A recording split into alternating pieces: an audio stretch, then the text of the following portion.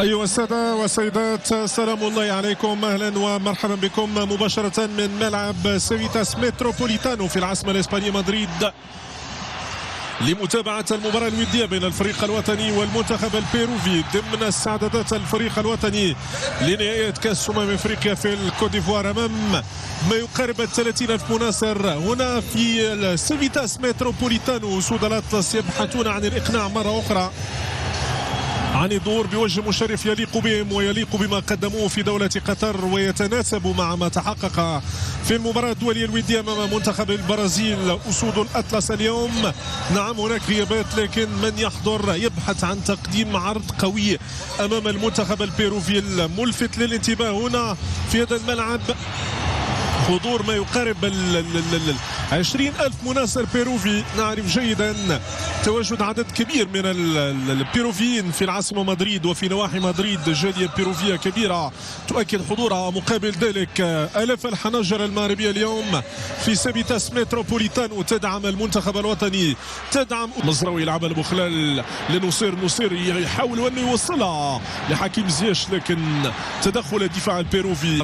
المنتخب البيروفي سيلعب باقتصاد كبير في هذه المباراة معا في نفس الملعب. اكيد انه الاجواء تكون يصعب وصفها ويصعب اننا نقدم لكم ولو شويه من منع. نصير المزراوي يلعب النايف اقرد يوصلها رومان سيروس الخنوس وتدخل فانسيري وزكريا ابو خلال وتدخل الحارس بيدرو جاليس.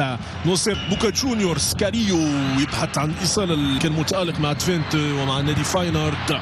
سابق للاتلتي قبل التحول للسيفيتاس متروبوليتانو، خطا والحكم يتدخل للاعلان عن منها والرسميه. كره للامام في منطقه الجزاء، الكسره الوطنيه للامام سيروا للامام. فجرد نيف يلعب للامام لحكيم زياش، حكيم مره اخرى تدخل ميغيل تراوكو الحكم. امكانيه للعناصر الوطنيه، فرصه في منطقه كاريو نيف وكاريو للامام، سيروا للامام والحكم يطالب بمواصله اللعب. يقول ما فيها ولا شيء للفريق الوطني. فرصه كان بامكان، كان نجما واليوم شارك في كاس العالم. تابع من زكريا ابو خلال اقرب للحارس جاليس من حكيم زياش الذي يجتهد كثيرا مع انطلاق هذه المباراه. كان خطا نعم، كان خطأ واضح والحكم يتدخل، واكيد ان له في هذه المباراه. كره نحو يوسف فانسيري صمد من الطرف الايسر يلعبها في منطقه الجزاء، لكن تمضي بعيدا عن مرمى الحارس بيدرو جاليس. هذه كره اولى في منطقه الجزاء وتدخل جاليس، طلب للكره من الطرف الايمن حسين مزراوي. لا كان بالامكان وانه يكون افضل مما كان في الكره الماضيه. يوسف لتوقيع الهدف الاول في هذه المباراه، وجاليس مره اخرى يبعدها. جاليس يبعد الخطوره عن مرمى المنتخب البيروفي. ضرب ريناتو، كره للامام وياسين بونو يتدخل. المنتخب البيروفي والمتابعه من فاجارد والحارس كثير. كره يوسف انسيري حاولوا ان يلعبها بالراس نحو مرمى بيدرو جاليس، لكن الفريق الوطني للامام، لكن راي مرفوعه. يمر من الطرف الايسر للفريق الاخر. كره من بلال والتغطية من دفاع المنتخب البيروفي، والكرة ضربة مرمى للحارس بيدرو للأمام وتدخل نايف أقرد. نزول الحكيم زياش يلعبها حكيم زياش وسفيان امرابط تسلل، والبقية يتكفل بها نايف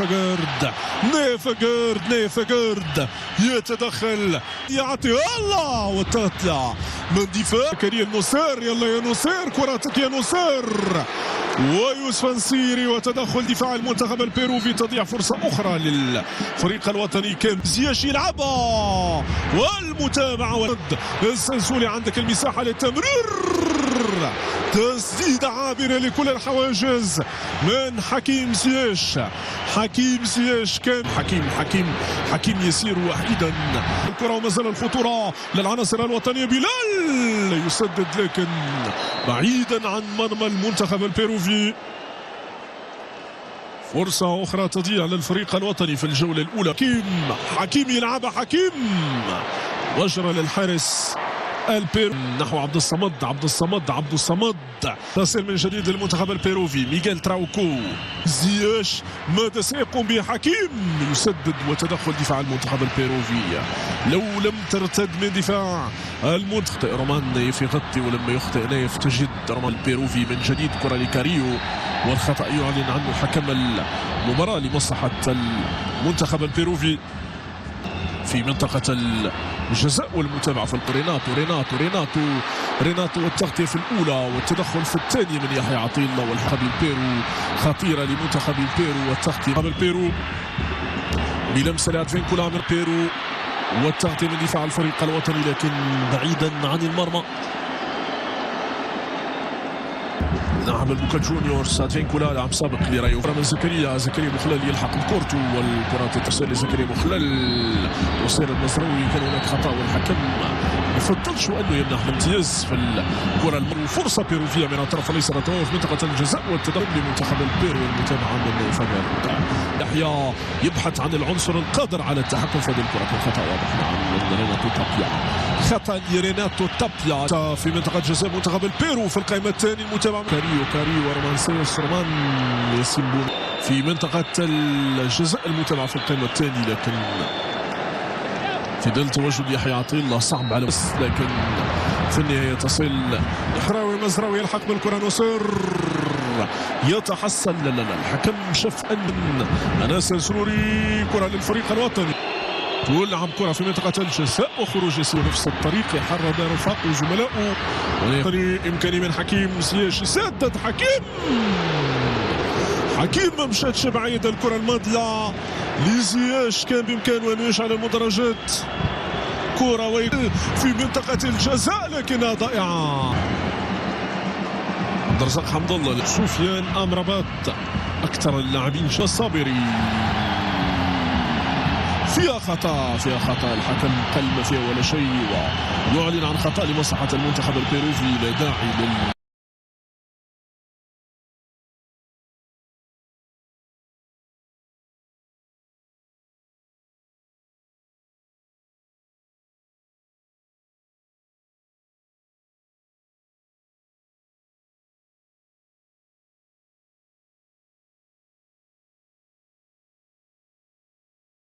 السلام عليكم ورحمة الله وبركاته. لو عجبك المحتوى يا ريت ما تنساش تتأكد ان حضرتك مشترك بالقناة. في علامة حمراء تحت الفيديو هتضغط عليها، هيطلع لك جرس هتضغط عليه عشان تكون مشترك معانا. طبعا اهم شيء طبعا اللايك بيخلي غيرك يشوف المحتوى. لو عجبك الكلام اللي احنا بنجيبه، الهجمات والاهداف، احنا بنتعب جدا جدا عشان نجيب لكم المحتوى زي ما انتم شايفينه كده. ولو عندك اي تعليق سلبي اكتبه لنا، نحاول ان احنا ناخد بالنا في اللي جاي. ولو عندك تعليق ايجابي يا ريت تكتبه عشان نكمل ان شاء الله باذن الله، وننزل لكم كل ما هو جديد ان شاء الله. ما تنساش ان انت تكون مشترك، وما تنساش اللايك. والسلام عليكم ورحمه الله وبركاته.